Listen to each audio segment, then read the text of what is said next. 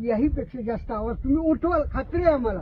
कारण तुम्ही खानदानी राजकारणी आहे, तुम्ही असं डुप्लिकेट राजकारणी नाही. तुम्ही निश्चितपणे आवाज उठवणार आणि शेतकऱ्याची तळमळ अगदी पवारसाहेबांपासून सगळ्याला आहे. तुम्ही निश्चित प्रमाणे आमच्या शेतकऱ्याचं ज्या वेळेला कांद्याला भाव नव्हता त्यावेळेला कांदा कोण खाणार म्हणणारा माझा या देशाचा नेता पवारसाहेब होते. कांद्याला भाव दिला पाहिजे म्हणणारे. साखर कुणाला लागते, खायला किती लागते, साखर इतर प्रोडक्शनला जास्त जाते, माझ्या साखरेला भाव मिळाला पाहिजे म्हणणारे पवारसाहेब हे एकमेव देशाचे नेते. तुम्ही वारस आहेत त्यांचे.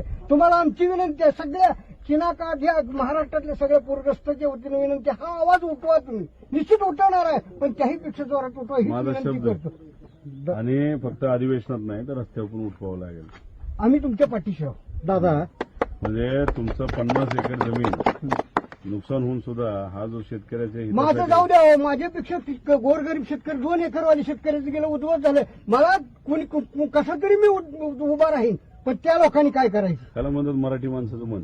दादा, ज्या वेळेस 93ला भूकंप झालता त्यावेळेस घरं उद्ध्वस्त झालती, आता भविष्य उद्ध्वस्त झाले. सगळं भविष्य. त्यावेळेस पवार साहेब ज्यावेळेस रात्रोरात किल्लारीला आले तोच प्रसंग आमच्या पुढे आज उभारलाय. तो आम्ही उद्ध्वस्त होत असताना तुम्ही आमच्या मदतीला आलाय.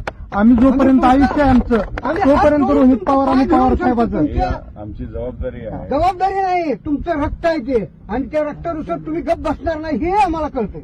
आणि दुसरी विनंती आमची, आपलं केहविकी देशात 1 नंबरचं काम करतंय, ह्याला ऊर्जा द्यायचं काम, याच्यावर काही थोडी मदत होती का तुमची केहविकेकडनं करावी, त्याची वाढ होती का हे सुद्धा आपण प्रयत्न करावे. 4 दिवसापूर्वी माझे वडील जे आता चेअरमन आहेत दादा, तर बाबांनी ती बैठक घेतली. तर कसं आहे की केळीचं पीक, ऊसाचं पीक, द्राक्ष आणि जे काही पीक आहे जी आपल्याला पाण्याखाली गेली पण त्यांना आपल्याला वाचवता येईल, नाहीतर त्याला थोडीशी ताकद देता येईल, त्याचा आता अभ्यास झालेला आहे. परिपत्रक आपण काढतोय, ते प्रसिद्ध पण करतो आणि सरकारला सुद्धा आम्ही सांगणार. तुम्ही निश्चित प्रमाणे आमच्या शेतकऱ्याचं ज्या वेळेला कांद्याला भाव नव्हता त्यावेळेला कांदा कोण